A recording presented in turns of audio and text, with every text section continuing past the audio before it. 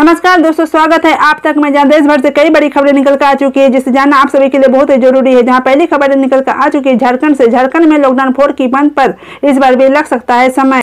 लगातार कोरोना मरीजों की बढ़ोतरी के साथ लॉकडाउन 4 में केंद्र की ओर से दी गई छूट पर रविवार को राज्य में कोई फैसला ही नहीं हुआ। अधिकारिक सूत्रों के अनुसार झारखंड में अभी यथापि स्थिति बनी रहेगी। केंद्र की ओर से 1 मई को लॉकडाउन 3 की शुरुआत के साथ दी गई छूट भी झारखंड में लागू नहीं की गई थी। उस समय सीएम हेमंत सोरेन ने ट्वीट किया था। अगली बड़ी खबर निकल कर आ चुकी है। सीबीएसई की 10वीं और 12वीं की परीक्षा 1 से 15 जुलाई तक होगी। डेट शीट जारी।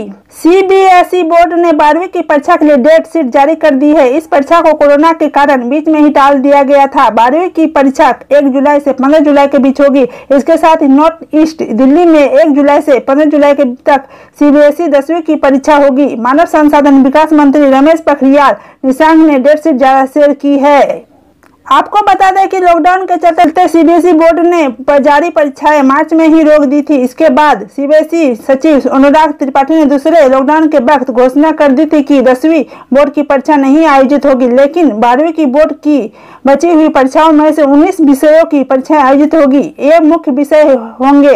इनके जरिए विषय एडमिशन लेते हैं। विश्वविद्यालय मेरिट के आधार पर एडमिशन लेते हैं, जहां इन विषयों के नंबर अनिवार्य तौर पर जोड़े जाते हैं। पहली बड़ी खबर निकल कर आ चुकी है। घर वापसी के जंग में गाजियाबाद में ट्रेन से नहीं जाने के लिए जुटे हजारों के मजदूर। उत्तर प्रदेश के गाजियाबाद में सोमवार को सोशल डिस्टेंसिंग की ध्वजा उड़ती हुई नजर आई। यहाँ श्रमिक ट्रेन के लिए वेरिफिकेशन करवाने के लिए हजारों की संख्या मजदूर एक साथ रामलीला मैदान में इकट्ठा हुए। यहाँ से आज कुछ श्रमिक ट्रेनों उत्तर प्रदेश के अलग अलग इलाकों और बिहार के लिए रवाना होनी थी। ट्रेनों में जाने से पहले प्रशासन की ओर से मजदूरों को थर्मल स्कैनिंग और पेपर वेरिफिकेशन के लिए रोका गया था, लेकिन मौके पर हजारों की संख्या में मजदूर इकट्ठा हुए। ऐसे में स्थानीय प्रशासन की सभी व्यवस्था धरी की धरी रह गई और एटीएम मजिस्ट्रेट के सामने सभी नियम बेकार साबित हुए। हाँ, अगली बड़ी खबर निकल कर आ चुकी है। अम्फान चक्रवाती तूफान का असर देश के 8 राज्यों में पड़ सकता है, जिसे लेकर कई राज्यों में अलर्ट जारी कर दिया गया है। मौसम विभाग ने चक्रवाती तूफान की आशंका को देखते हुए पूर्वी तटों के राज्य तमिलनाडु, पुडुचेरी,